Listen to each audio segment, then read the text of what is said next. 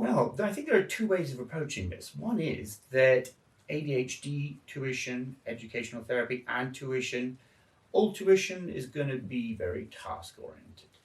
That a student or parents will be interested in a particular subject, in a particular exam, a particular kind of skill, essay writing, story writing, comprehension, or indeed particular interactive skills with a teacher, interactive skills with other students.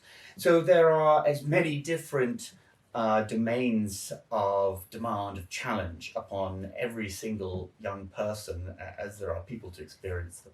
So those come to me, and I obviously need to help deliver on those. That's what matters to them. In order to do that, you discover much more about that person, and vitally, you help that person understand about themselves. Sometimes that means sharing with them a psychological perspective of how the mind works, maybe even a neurological one, obviously heavily adapted to make it age appropriate always. And generally, students love that stuff. So, now what about ADHD specifically then? How does that affect all of these things? So, let's look at impulsivity. That's a famous one. If we look at very young children, then impulsivity often in the mind of the young person represents them having discovered something important. Not fun and naughty, distracting, but they've realized something of value. They feel it's conscientious to think about the impulsive thought. That's a difficult one to help both the student and the teacher understand.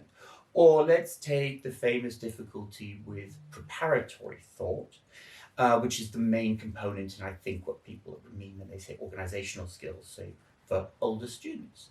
Very often, the student simply has learned the lesson throughout life that there's no point they're trying to be organized. It's too hard, it's too difficult. And when people who don't know what it feels like to be challenged in the way they are will say to them, well, you have to do this, it has to be like that. They've learned to switch off, to nod politely, because they don't believe they can be helped. So you have to break it down for them. You have to show how other people do it, why it's necessary, and importantly, or vitally, you have to help them actually to do it, because then they inspire themselves. They prove to themselves that they really can do something they thought they couldn't do.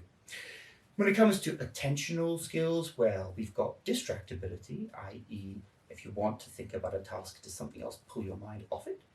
Also, that can be both a virtue or a vice.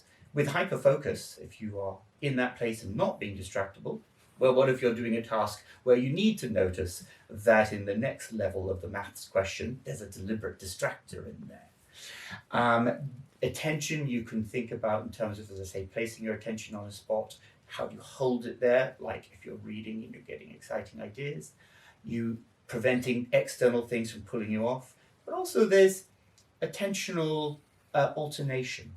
So all sorts of tasks need a person to jump from one kind of thought to another kind of thought, back elsewhere. That's very tiring for people with ADHD at all ages. And it can make tasks seemingly impossible for them.